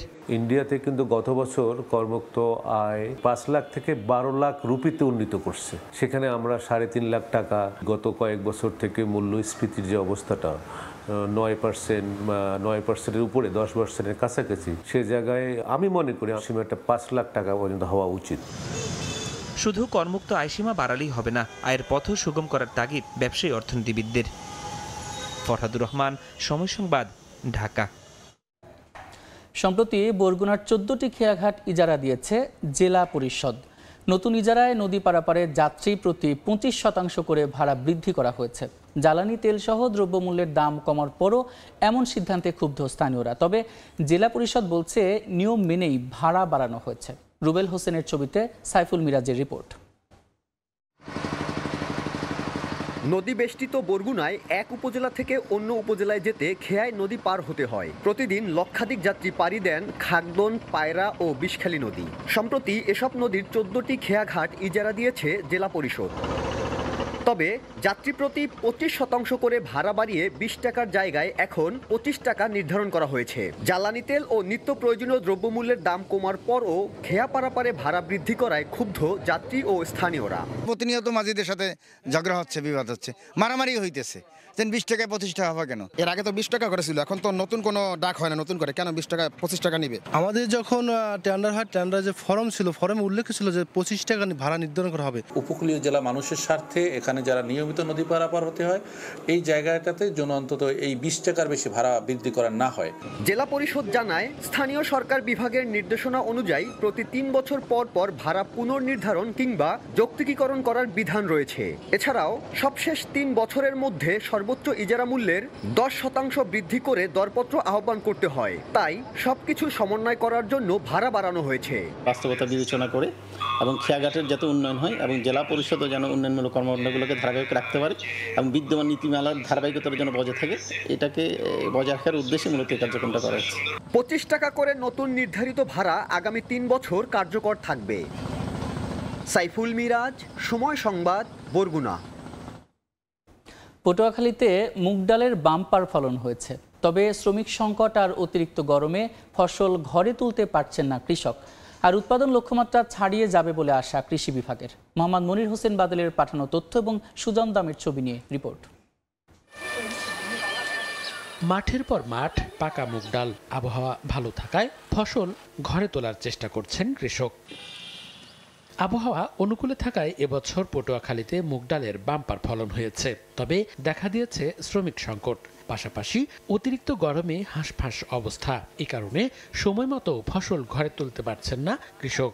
আবার বৃষ্টি হলে নষ্ট হবে ডাল, এ কারণে দুশ্চিন্তায় চাষি। ওদের কারণে তো লোকজন পাওয়া যায় না, তোলা যায় না। গরমে ডাইলে তুলতে পারি না, খেতের ডাল খেতেই থাকে। বৃষ্টি হয়ে গেলে এই ডাল ফাটিয়ে যাইবে, ডাল পরিয়ে যাইবে, ডাল আর ঘরে তোলার কোনো সুযোগ থাকবে না।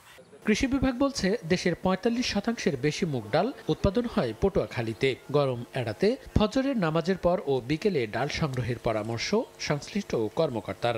যেহেতু গরম বেশি, পাকা মাত্রই 80 কর্তন হয়েছে, এরকম মুগ ডালও কর্তন করে ফেলতে, কারণ বেশি পেকে গেলে প্রচণ্ড গরমে মুগ ডালটা ফেটে অনেক মুগ ডাল মাঠে পড়ে যেতে পারে। কৃষি বিভাগের তথ্য মতে পটুয়াখালীতে এবছর 88,000 হেক্টর জমিতে মুগ ডাল চাষ হয়েছে। উৎপাদন লক্ষ্যমাত্রা নির্ধারণ করা হয়েছে 1,11,114 মেট্রিক টন। সময় সংবাদ, পটুয়াখালী। লবণাক্ত মাটি থেকে বিশেষ পদ্ধতিতে তৈরি করা হয় কাঁচা লবণ, সেগুলো প্রক্রিয়াজাত করে তৈরি করা হয় ভোজ্য এবং শিল্পে ব্যবহৃত লবণ। কোরবানির ঈদ সামনে রেখে পিরোজপুরের লবণ উৎপাদনে ব্যস্ত সময় পার করছেন কারিগররা। জিয়াউল হকের তথ্য এবং ছবিতে রিপোর্ট। ঝালকাঠি, খুলনা, চট্টগ্রাম ও কক্সবাজার থেকে আনা হয় লবণাক্ত মাটি। পানি দিয়ে সেই মাটি গলিয়ে বিশেষভাবে সরিয়ে নেওয়া হয় ময়লা। একসময় থাকে শুধু লবণাক্ত পানি, ফোটানো হয় সেই পানি। ফুটতে ফুটতে এক পর্যায়ে বাষ্প হয়ে উড়ে যায় পানি, জমে থাকে শুধু লবণ। পিরোজপুরের নেসারাবাদ উপজেলার ডুবি গ্রামে ঘরে ঘরে চলে সনাতন পদ্ধতিতে লবণাক্ত মাটি থেকে লবণ উৎপাদন। সারা বছরে এই ব্যবসা করি, কোরবানির সময় একটু চাপ বেশি হয়। উৎপাদিত কাঁচা লবণ চলে যায় কারখানায়, সেখানে যুক্ত করা হয় আয়োডিন, তৈরি হয় ভোজ্য ও শিল্পে ব্যবহৃত লবণ। একই সঙ্গে কারখানায় প্রক্রিয়াজাত করা হয় সামুদ্রিক লবণও। ভোজ্য লবণ প্রতি কেজি বিক্রি হয় 30 টাকায়, আর শিল্পে ব্যবহৃত লবণ বিক্রি হয় প্রতি কেজি 20 থেকে 25 টাকায়। আসন্ন কোরবানির ঈদকে সামনে রেখে কয়েক গুণ ব্যস্ততা বেড়েছে লবণ তৈরির কারিগরদের। কেরেশ করা হয়, হাউজে গুলাইয়া রোলার মারা হয়, ওখান থেকে ধোলাই করে মিঠা পানি দিয়ে ওটা করা হয়। লবণ আমরা এখানে আনিয়া আয়োডিন মিক্সার করিয়া প্যাকেট করি। মানসম্মত খাবার উপযোগী আয়োডিনযুক্ত বিশুদ্ধ লবণ আর একটা শিল্পের ব্যবহারের জন্য তৈরি হয়। লবণ দরকার আছে চামড়ার জন্য, বিভিন্ন বাজারে, হাটে বাজারে তো অনেক লবণের এখন চাহিদা। লবণ শিল্প বিকাশে এর সঙ্গে জড়িতদের ঋণ সহায়তা ও পরামর্শ দিয়ে যাচ্ছে বিসিক। শিল্প মালিকদেরকে ক্ষুদ্র ঋণ সহায়তা দেওয়া হচ্ছে এবং ভবিষ্যতে আরও কেউ এই শিল্পের সাথে জড়িত হলে তাদেরকে কারিগরি এবং আর্থিক সহায়তা দেওয়া হবে। নেসারাবাদ উপজেলার ডুবি গ্রামে বছরে উৎপাদন হয় 1,500 মেট্রিক টন লবণ। এই শিল্পের সঙ্গে জড়িত 2,000-এর অধিক মানুষ। সময় সংবাদ, পিরোজপুর। ভোলার নদীতে 2 মাসের নিষেধাজ্ঞা কেটে গেলেও মিলছে না কাঙ্ক্ষিত মাছ। এতে টানা লোকসান এবং ঋণের বোঝায় বিপাকে জেলেরা। অভিযোগ উঠেছে নিষেধাজ্ঞাকালে সরকারি খাদ্য সহায়তা সঠিকভাবে বিতরণ না করা নিয়ে।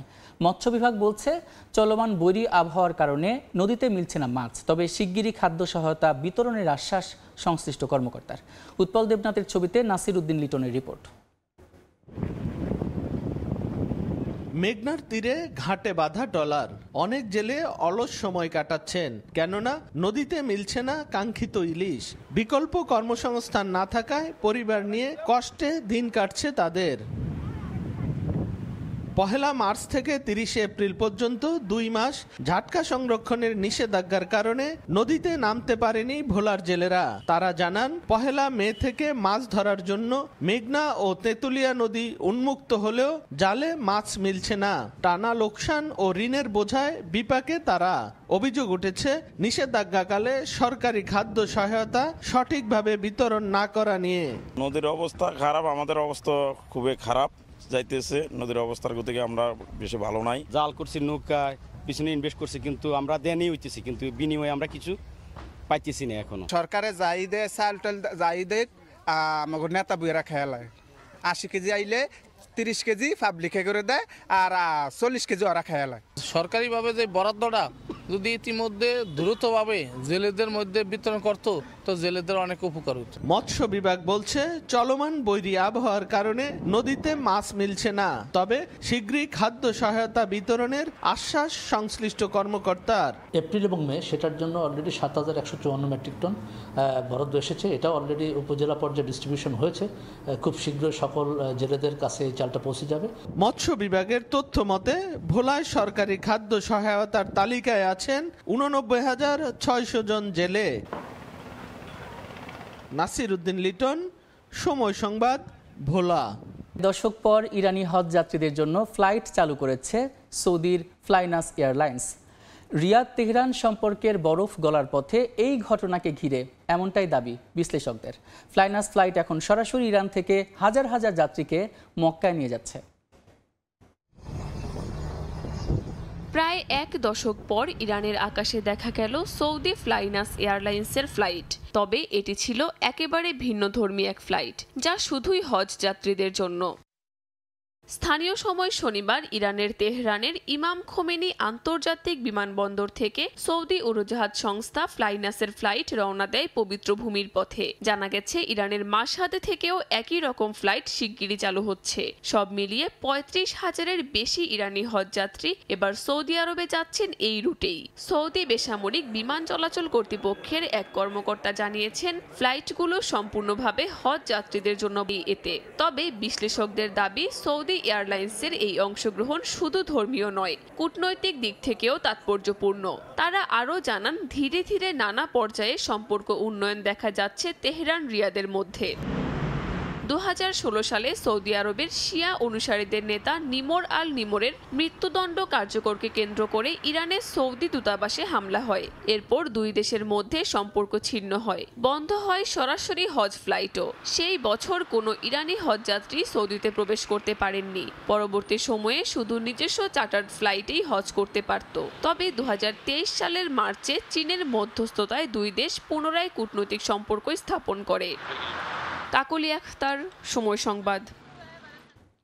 ফিনল্যান্ডের দক্ষিণ পশ্চিমাঞ্চলে 2 হেলিকপ্টারের ভয়াবহ সংঘর্ষে 5 জন নিহত হয়েছেন।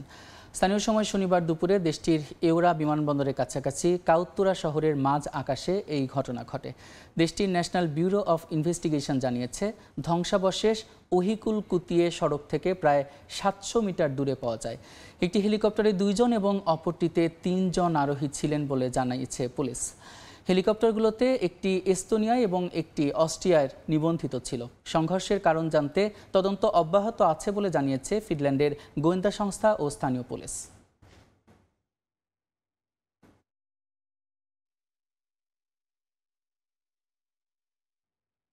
প্রোস্টেট ক্যান্সারে আক্রান্ত সাবেক মার্কিন প্রেসিডেন্ট জো বাইডেন। স্থানীয় সময় রোববার বাইডেনের ব্যক্তিগত দফতর থেকে জানানো হয়, এরই মধ্যে তার হাড়ে ছড়িয়ে পড়েছে ক্যান্সার। গত সপ্তাহে প্রস্রাবজনিত সমস্যা বেড়ে যাওয়ায় পরীক্ষা করার পর তার শরীরে এই প্রোস্টেট নোফিউল পাওয়া যায়। শুক্রবার চিকিৎসকরা নিশ্চিত করেন তিনি প্রোস্টেট ক্যান্সারে আক্রান্ত। তার ক্যান্সারের গ্লিসন স্কোর 9, অর্থাৎ এটি উচ্চমাত্রা এবং আক্রমণাত্মক। তবে স্বস্তির বিষয়ে এই ক্যান্সার হরমোন সংবেদনশীল, যা সঠিক চিকিৎসায় নিয়ন্ত্রণে আনা সম্ভব। বাইডেন ও তার পরিবার বর্তমানে পরবর্তী চিকিৎসা পদ্ধতি নিয়ে চিকিৎসকদের সঙ্গে পরামর্শ করছেন বলে জানা গেছে।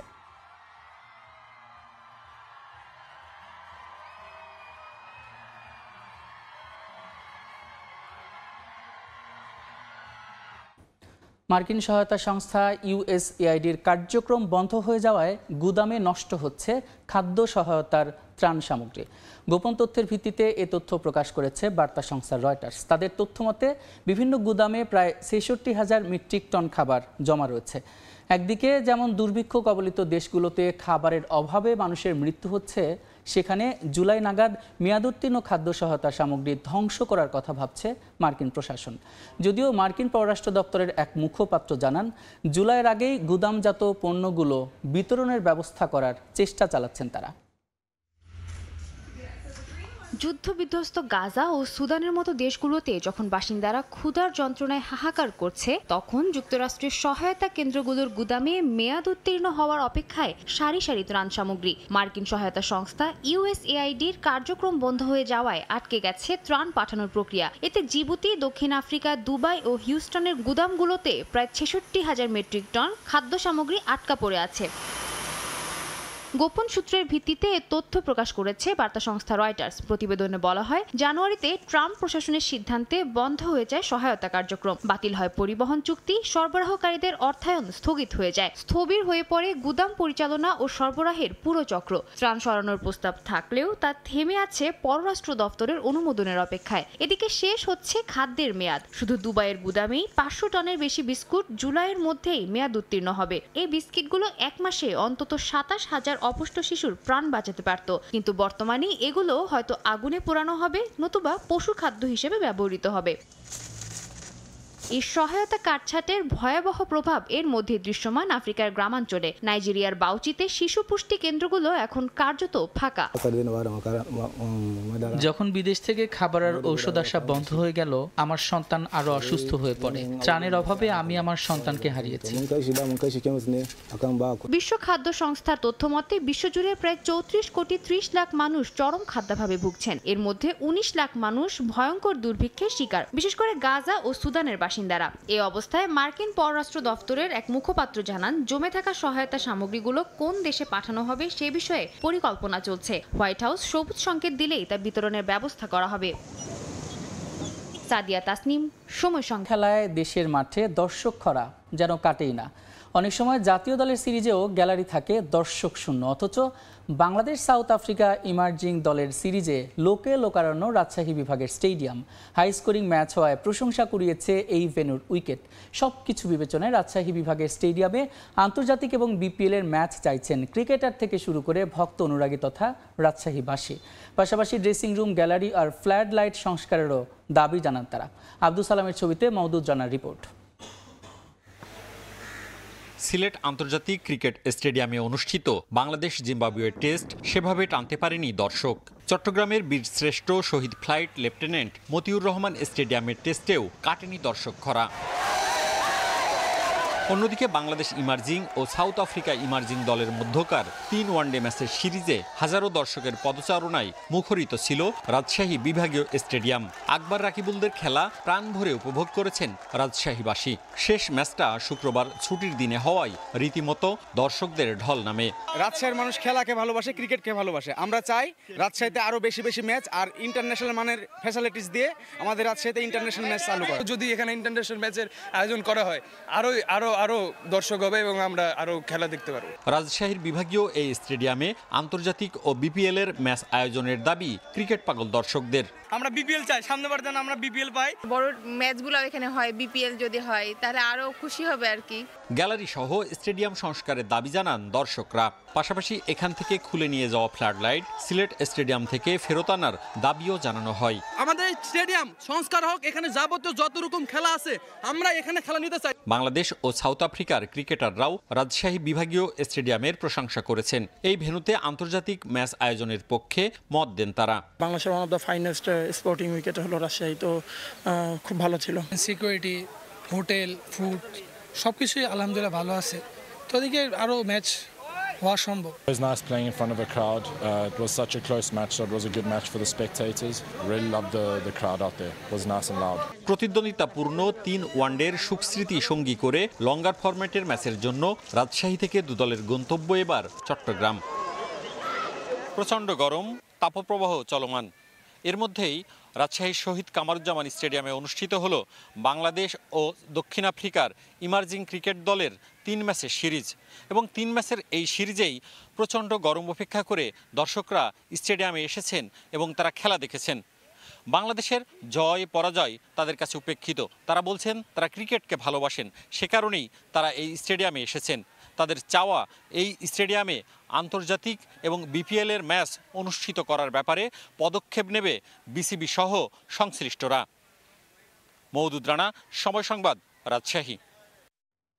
কুমিল্লায় নিজেদের হোম ভেন্যু থেকেই প্রিমিয়ার লিগ ফুটবলের শিরোপা বুঝে নিতে চায় মোহামেডান স্পোর্টিং ক্লাব। এরপর ফুটবলারদের নিয়ে সংবর্ধনা অনুষ্ঠান করবে ক্লাব কর্তৃপক্ষ। এদিকে এখনও প্রতিশ্রুত পারিশ্রমিক পাননি স্থানীয় ফুটবলাররা। ঈদের আগেই বাকি অর্থ বুঝিয়ে দেওয়ার আশ্বাস টিম ম্যানেজমেন্টের। সদ্যই ইতিহাস গড়ে প্রিমিয়ার লিগ ফুটবলের শ্রেষ্ঠত্বের মুকুট পড়েছে মোহামেডান স্পোর্টিং ক্লাব। এরপরও যেন অদম্য তারা। চ্যাম্পিয়নের তকমা পাওয়ার 24 ঘন্টা না পেরোতেই অনুশীলনে সাদা কালো বাহিনী। উদ্দেশ্য লিগের বাকি 3 ম্যাচেও পূর্ণ পয়েন্ট আদায় করা। খেলোয়াড়ি জীবনে সাফল্যের তালিকা লম্বা আলফাজ আহমেদের। কোচ হিসেবেও পেলেন দারুণ সাফল্য। মোহামেডানকে এনে দিয়েছেন প্রথম বিপিএল শিরোপা। এমন অর্জনের জন্য শিষ্যদের প্রশংসায় ভাসিয়েছেন আলফাজ। বাংলাদেশের প্রিমিয়ার লিগ বলেন, ফেডারেশন কাপ বলেন, চ্যাম্পিয়নশিপ, আসলে এই চ্যাম্পিয়নশিপটা একটা কোচের আমি মনে করি যে জীবনের একটা বড় পাওয়া। সবার প্রচেষ্টাই আসলে প্লেয়ারদেরকে ম্যানেজ করা। সাফল্য পাওয়ার পেছনে সবচেয়ে বড় ভূমিকা আমি মনে করি খেলোয়াড়দের। বিপিএলে চ্যাম্পিয়নের খেতাব পেলেও এখনও শিরোপা হাতে পায়নি মোহামেডান। এর আগেই নতুন রূপে ঐতিহ্যবাহী ক্লাবটি। ব্রাদার্স ইউনিয়নের বিপক্ষে ম্যাচের পর নিজেদের হোম ভেন্যুতেই সমর্থকদের সামনে শিরোপা উৎসব করতে চায় চ্যাম্পিয়নরা। একটা সিদ্ধান্ত নিয়েছি যে আমরা কুমিল্লাতে, আমরা যেহেতু আমাদের হোম ভেন্যু, হ্যাঁ, আমরা কুমিল্লাতেই আমরা সেই ট্রফিটা আমরা নিয়ে আমরা উদযাপন করতে চাই। এদিকে শিরোপা উৎসব নিয়ে বিস্তর পরিকল্পনা সাজালেও এখনও হতাশা কাটেনি ফুটবলারদের পারিশ্রমিক নিয়ে। বকেয়া অর্থ বুঝে পাননি মোহামেডানের স্থানীয় খেলোয়াড়রা। যদিও ঈদের আগেই বকেয়া পরিশোধের আশ্বাস মোহামেডান কর্তৃপক্ষের। আমাদের পেমেন্ট দিতে একটু দেরি হয়েছে, কিন্তু প্লেয়াররা কিন্তু খুশি মনে খেলেছে এবং আমরা প্লেয়ারদের পেমেন্ট আশা করি ঈদের আগে সমস্ত পেমেন্ট পেয়ে যাবে। এই মাহেন্দ্রক্ষণে পারিশ্রমিক ইস্যু সহ সব নেতিবাচক বিষয়কে পেছনে ফেলতে চায় ঐতিহ্যবাহী ক্লাবটি। পরিশ্রম আর ধৈর্য যে কোনো কিছুর ঊর্ধ্বে নয় তার জ্বলন্ত প্রমাণ মোহামেডান স্পোর্টিং ক্লাব। নানা সংকটের মধ্যেও নিজেদের প্রমাণ করে প্রথমবারের মতো ঘরোয়া ফুটবলের শিরোপা ঘরে তুলেছে সাদা কালো বাহিনীরা। রিফাতুল ইসলাম মিরন, সময় সংবাদ, ঢাকা। হঠাৎই ভেঙে পড়েছে এনএসসির পুরাতন ভবনে অবস্থিত দাবা ফেডারেশনের খেলা পরিচালনা কক্ষের সিলিং। এমন অবস্থায় অনুশীলন করতে গিয়ে আহত হওয়ার শঙ্কায় দাবারুরা। আপাতত কক্ষের মেরামত করে সংকট কাটালেও টুর্নামেন্ট আয়োজনের জন্য স্থায়ী ভেন্যুর দাবি জানিয়েছে দাবা ফেডারেশনের কর্মকর্তারা। জাতীয় ক্রীড়া পরিষদের পুরাতন বিল্ডিংয়ের একটি কক্ষে খেলা পরিচালনা করে থাকে বাংলাদেশ দাবা ফেডারেশন। এতদিন ধরে এখানেই জাতীয় পর্যায়ের সব টুর্নামেন্ট আয়োজন করে আসছিল তারা। ছোট এই কক্ষে অনুশীলন করে থাকেন দাবাড়ুরাও। সেখানেও এবার বেঁধেছে বিপত্তি। কিছুদিন আগে হঠাৎই ভেঙে পড়ে দাবা ফেডারেশনের খেলা পরিচালনা কক্ষের সিলিং। সৌভাগ্যক্রমে সেই সময়টাতে রুমে কেউ না থাকায় ঘটেনি বড় কোনো দুর্ঘটনা। এর আগেও বেশ কয়েকবার ভেঙে পড়েছিল দাবা ফেডারেশনের খেলা পরিচালনা করা কক্ষের সিলিং। বিভিন্ন সময় যা ঠিক করে ফেডারেশন। বারবার এমন পরিস্থিতিতে পড়ায় অনুশীলন করতে গিয়ে আহত হওয়ার শঙ্কায় আছেন দাবারুরা। খেলোয়াড়দের মান বাড়লেও ফেডারেশনের অবকাঠামো উন্নয়ন না হয় আক্ষেপ তাদের কণ্ঠে। খেলার চলাকালীন সময় উপরের থেকে একটা কিছু ভেঙে পড়লো, তো সেটা তো একটা হার্মফুল কিছু ঘটতেই পারে। অনেক পুরনো হওয়ার কারণে আর বিল্ডিংটা হচ্ছে দাবার স্ট্রাকচারেও আসলে বানানো হয় নাই, এখানে সাউন্ড প্রুফ কোনো রুম নেই। আমাদের রোডের পাশে হচ্ছে খেলা চলে, সেখানকার সাউন্ড হয় বা আশেপাশে মাইকের শব্দগুলো এখানে চলে আসে। পুরা ভেন্যুটা যাতে সবকিছুর নিয়ন্ত্রণে থাকে, আমরা যাতে একটা সুরক্ষিতভাবে খেলতে পারি। তবে কক্ষটি ব্যবহারের অনুপযোগী হলে সেখানে আর কোনো টুর্নামেন্ট কিংবা কার্যক্রম পরিচালনা করবে না বাংলাদেশ দাবা ফেডারেশন। আমরা অলরেডি একটা ইঞ্জিনিয়ারিং টিমের সাথেও কথা বলেছি, তাদেরকে এনে আমরা বিশেষজ্ঞ মতামত নেব এখানে, যে যদি আসলেই এটা প্লেয়ারদের জন্য ওই লেভেলের মানে ঝুঁকিপূর্ণ হয়, তাহলে আমরা মানে এখানে খেলা চালানো বা অন্য যে কোনো কাজকর্ম করা আমরা অফ করে দেব। তবে টুর্নামেন্ট আয়োজনের ভেন্যু নিয়ে বরাবরই আক্ষেপ করে আসছে দাবা ফেডারেশন। আন্তর্জাতিক টুর্নামেন্ট আয়োজনের জন্য ভাড়া করতে হয় ভেন্যু, যাতে বাড়ে ফেডারেশনের টুর্নামেন্ট পরিচালনার খরচও। দাবা ফেডারেশনের ভেন্যু নিয়ে আসলে আমাদের প্রায় 15-20 বছর ধরেই আমাদের ক্ষোভ দাবা প্লেয়ারদের, আমরা এটা আসলে পাইনি এখন পর্যন্ত একটা ভেন্যু। এখন যেটা ভেঙে পড়েছে এটা সিলিং ভাঙছে, এটা আমরা তো রিপেয়ার করার চেষ্টা করবো। ভেন্যুটা আসলে আপ টু দ্য মার্ক না, আন্তর্জাতিক মানের তো নাই, জাতীয় মানেরও না। তো আমরা এখন যেহেতু কোথাও নেই, তাই খেলা চালিয়ে যাচ্ছি, এবং ইন্টারন্যাশনাল টুর্নামেন্ট হলে আমরা বাইরে হোটেল ভাড়া করতে হচ্ছে, যাতে আমার কস্টলি হয়ে যাচ্ছে। চলতি বছরই বেশ কিছু জাতীয় ও আন্তর্জাতিক টুর্নামেন্ট আয়োজন করার পরিকল্পনা আছে জাতীয় দাবা ফেডারেশনের। আপাতত ভেন্যু সংস্কার করে খেলা চালিয়ে যেতে চায় ফেডারেশন। ফাহিম ইসলাম, সময় সংবাদ। এ পর্যায়ে শীর্ষ সংবাদগুলো জানিয়ে দিচ্ছে আরেকবার। নির্বাচন নয়, করিডর এবং বন্দর ইস্যুতেই ব্যস্ত সরকার। এখনই রোডম্যাপ না দিলে আন্দোলনের হুঁশিয়ারি বিএনপির। গণভোটে জুলাই সনদ এবং সংবিধান সংস্কার চায় জামায়াত।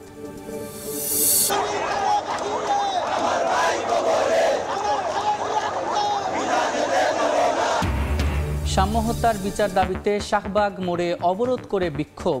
উপাচার্য প্রক্টরের পদত্যাগ দাবি ছাত্রদলের, যথাযথ ব্যবস্থা না নিলে যমুনা ঘেরাওয়ের হুঁশিয়ারি।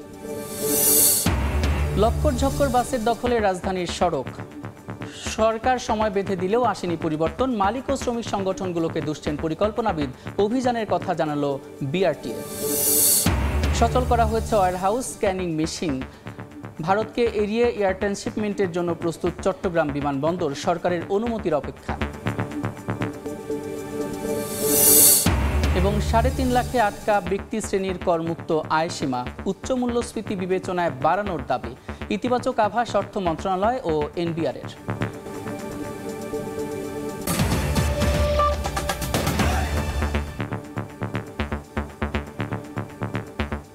এই ছিল ভোরের সময়ের সঙ্গে থাকুন সময়ের।